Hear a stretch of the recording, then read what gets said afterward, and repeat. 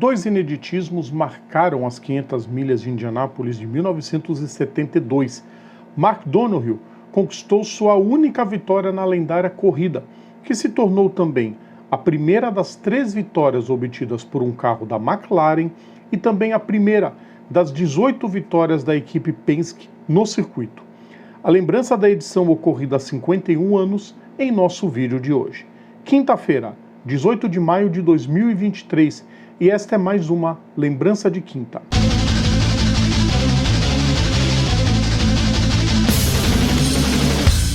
Salve a todos os nossos ouvintes e seguidores, sejam todas e todos bem-vindos. Eu sou o Rodrigo Vilela e hoje é dia de Lembrança de Quinta, dia de relembrar mais um momento clássico das pistas. Antes de começar, o pedido de sempre, o pedido de todo o vídeo, deixem um like no nosso conteúdo, compartilhem todo o nosso material, inscrevam-se no nosso canal e ativem as notificações, assim a gente cresce cada vez mais.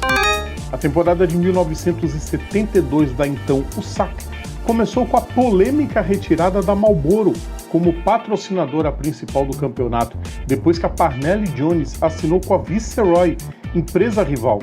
Com isso, a conhecida marca de cigarros só retornaria para os monopostos do certame estadunidense em 1986.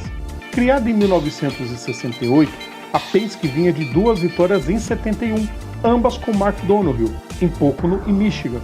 Mas a ânsia já era por vencer as 500 milhas de Indianápolis. Ao mesmo tempo, a McLaren estreava na lendária prova, já pensando no triunfo. Assim, ambas estavam, digamos, unidas em 71, pois a equipe britânica passou a fornecer o chassis para a equipe de Roger Penske. A expectativa era boa para 72, ano que começou com Bob Unser vencendo em Phoenix, enquanto o companheiro de equipe de Donohue, Gary Bettenhausen, levou a melhor em Trenton. Donohue tinha apenas um 17º e um 19º lugares. A terceira prova era a disputa da 56ª edição das 500 milhas. Foi uma corrida que entrou para a história logo de cara, porque pela primeira vez os carros receberam asas aparafusadas e as velocidades aumentaram demais. Esta seria a última Indy 500 agendada para um sábado, sem contar a corrida de 86, que foi realizada em um sábado devido a um atraso de chuva de uma semana. Em 73, a corrida seria marcada para segunda-feira e a partir de 74 mudaria permanentemente para o domingo do fim de semana do Memorial Day. Outra novidade era a adoção do sistema Electro Pacer Light para facilitar os períodos de luz amarela. Os oficiais do autódromo ainda não utilizavam Pace Car durante as advertências, e essa ferramenta de fiscalização seria usada na Indy por 7 anos. Era um sistema semelhante em conceito a sistemas como o Safety Car virtual e a Zona Lenta, que se tornaram populares na década de 2010. Foi a primeira vez também que Jim Nabors foi convidado para cantar Back Home Again in Indiana durante as cerimônias pré-corrida. Nabors aceitou e se apresentou com pouco ensaio, com a letra escrita num papel, mas foi recebido calorosamente. Foi o início de uma tradição de 36 anos, onde Nabors se apresentou quase todos os anos de 72 até 2014. Outra marca dessa prova é que ela foi a primeira desde 62 e a última da história a ter todos os seus inscritos somente pilotos dos Estados Unidos. Neste ano de 72 foram 54 inscritos, incluindo Mario Andretti, que nasceu na Itália, mas já possuía a cidadania estadunidense. Lamentavelmente, o segundo dia de treinos vitimou Jim Malloy, que bateu ao escapar na curva 3. Ele sofreu fraturas nos braços e pernas, queimaduras e estava em estado crítico. 4 dias depois, Malloy morreria devido aos ferimentos. Na classificação, quem sobrou foi Bob Unser, que desde os treinos já tinha deixado claro que ele seria o piloto a ser batido. Peter Revson saiu em segundo, com Donohue completando a primeira fila. A prova teve algumas ausências importantes, como David Hobbs e Parnell Jones, que não chegaram a tempo da disputa. A largada teve uma pequena confusão com AJ Foyt, cujo carro quase parou na volta de apresentação e quase causou um alvoroço porque a largada foi abortada e muitos pilotos não perceberam. Quando a bandeira verde foi agitada de verdade, quem se mandou na frente foi Unser, que ficou lá durante as 30 primeiras voltas. Donohue era o segundo e buscava manter-se perto de Bob, enquanto Jerry Grant era o terceiro. Mas na volta 31, o piloto da All-American Racers, fundada por Dan Gurney e Carroll Shelby, abandonou com problemas de ignição. O líder passou a ser Gary Bettenhausen. Na volta 42, com os trabalhos de paradas nos boxes a toda, Grant e Donohue saíram lado a lado e o piloto da Penske quase acertou um poste de pontuação. Ainda no pit lane, um princípio de incêndio assustou a equipe de Wally Dallenbach, mas ele conseguiu continuar. AJ Foyt, que vinha em um ritmo excelente e fazia uma ótima corrida de recuperação, acabou ficando pelo caminho na volta 60 com o turbo compressor danificado. 4 voltas antes, era Mike Mosley quem havia estampado o muro depois de assumir a liderança na volta 54. Seu carro começou a pegar fogo enquanto se arrastava pelo muro e ele soltou o cinto antes que o carro parasse e pulou do carro tentando apagar as chamas. Mosley sofreu queimaduras, mas não ficou gravemente ferido. Ambos se juntaram à lista de 9 pilotos que já estavam fora da prova, incluindo Harrison e também Johnny Rutherford. Depois de completar 94 voltas, Jim Hurtubise ficou sem combustível na curva 2. Quando o caminhão de segurança foi rebocá-lo de volta aos boxes, eles o rebocaram pelo campo interno e pelo portão da área da garagem em vez de contornar a pista diretamente de volta ao box. Ele reabasteceu, voltou à corrida, mas logo depois foi desclassificado, o que muitos julgaram como uma vingança da USAC pelas trapalhadas e sacanagens de Jim durante os treinos em relação à história conhecida como motor de cerveja. Procurem.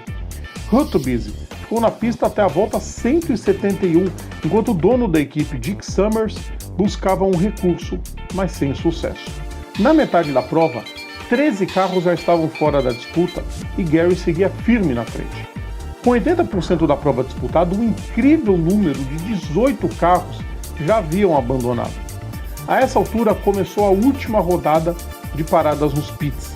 Bettenhausen parou primeiro na volta 162, dando brevemente a liderança para Jerry Grant. Quando ele parou 4 voltas depois, um demorado pit stop cedeu a liderança de volta para Bettenhausen. Com 28 voltas para o final, as luzes amarelas se acenderam para a remoção de destroços na pista. Uma volta depois, a bandeira verde foi agitada e aí o carro de Bettenhausen começou a falhar. Com 25 voltas para o fim, quem assumia a liderança era Grant e Gary persistiu por mais 7 voltas até se retirar de vez. A 13 voltas do fim, uma parada não programada para Grant, somada a um erro do piloto, custaram a vitória.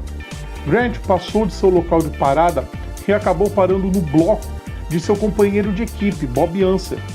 O seu time de trabalho correu com os equipamentos para o box posterior para trocar o pneu dianteiro direito que estava com problemas. A confusão foi tamanha que a equipe de Unser, que correu para ajudar, acabou abastecendo o seu carro com combustível errado.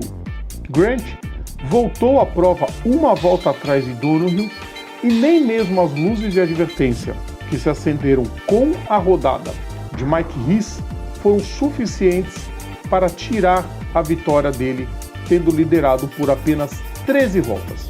Até aquele ponto, era a terceira menor quantidade de voltas lideradas por um vencedor de 500 milhas, à frente apenas de Joe Dawson, que liderou 2 voltas em 1912, e Graham Hill, com suas 10 voltas em 66. A velocidade média de Donohue, de quase 163 milhas por hora, estabeleceu um novo recorde de corrida que duraria até 84. Pelas regras da época, o restante do pelotão foi autorizado a continuar correndo por cerca de 5 minutos depois que Donohue recebeu a bandeira quadriculada. Durante todo esse tempo, Sam Posey e Mario Andretti fizeram pitstops, com Posey abastecendo e voltando à pista para terminar em quinto. Andretti ficou sem combustível e caiu de quinto para 8º na classificação final. Devido ao erro com o combustível trocado, Jerry Grant foi desclassificado e teve as suas últimas 12 voltas anuladas e passou a contar como retirado na volta 188. Com isso, Al Unser foi para segundo, com Joe Leonard, que viria a conquistar o bicampeonato ao final daquele ano, na terceira posição. De acordo com as regras, cada carro tinha, para a corrida, um limite estrito de apenas 250 galões de metanol, sem incluir o combustível do carro no início da corrida.